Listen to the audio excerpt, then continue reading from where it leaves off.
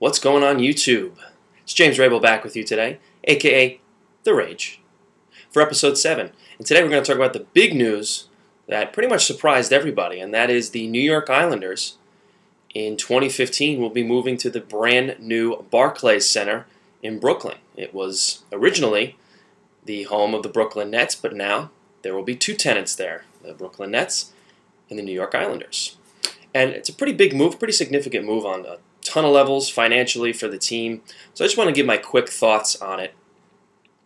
Just off the bat, for the Islanders to finally get out of Nassau Coliseum after their vote a couple of years ago was turned down to build a new arena it's the only move that they could make. You found out from this press conference that Charles Wang had several offers over the past few years to move out of Nassau Coliseum, and he opted not to. And you got to give him some credit for that. He could have easily said, nope, we're going to go to Kansas City. Nope, we're going to go to Quebec City, Seattle, wherever. And he said, no, we're going to stay here. We're going to keep it local. And with the Islanders moving to the Barclays Center, they're going to be extremely local. So to get out of the mausoleum, as it's been referred to over the years, is great. Secondly, now that they're going to be residing in New York City, they're going to be able to attract some free agents here to come play for them. How tough of a sell does it have to be for Charles Wang and Garth Snow to say, come to Long Island to play for the Islanders? The arena's a dump. The team hasn't been good for a very long time. What's the allure for players to come play in New York? You've had players traded there try to void their trade so they wouldn't have to come. That's I'm referring to Lubomir Vishnevsky, the defenseman of the Anaheim Angels. Anaheim Angels, wow, baseball. Anaheim Ducks, excuse me, over the summer. He threatened to try to get his trade voided because nobody wants to come to the Islanders. But now it's a little different. They're going to be playing in a state-of-the-art arena. They're going to be playing in New York City. It's a much easier sell. And it's a much more attractive, nugget, if you will. There's some intrinsic value to it. To say, come play for the Islanders. We're trying to get better. But come play for us in New York City.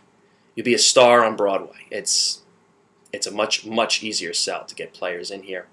And regarding the team, in 3 years, depending on what kind of moves they make between now and then, they could be set up real well for when they move into the Barclays Center.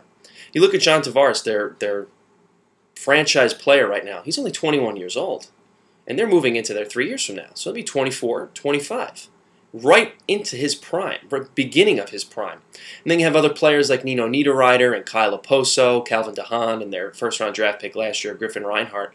Depending on how they develop, aside with the other moves that Garth Snow and Charles Wang decide to make between now and then, the Islanders could be a pretty competitive team over the next couple of years and be set up to be an extremely competitive team when they move into the Barclays Center. So it's not all doom and gloom if you're an Islanders fan.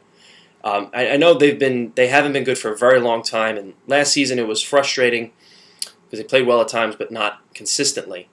But whenever hockey gets going again, the Islanders have a pretty decent team. But here's something to think of. If and when the NHL gets going again, and if it's like the last lockout and CBA where there was an amnesty clause where you could use that on a player's contract to have it completely wiped off your books without it counting against the salary cap, do the Islanders use that on Rick DiPietro, their #1 overall draft pick from several years ago? The oft-injured goalie that was supposed to be their franchise goalie? I don't see a scenario where they don't. That 15-year contract, 15 years, $60 million contract, I believe, were the parameters, has been nothing but a burden to them. He's been constantly injured, has never been healthy enough to play a full season in years, it seems. And it's a running joke that he's going to get hurt again. And I know we've all made the jokes, but I don't think the Islanders can move forward if they do get an amnesty clause without getting rid of Rick DiPietro, getting out from underneath that albatross of a contract.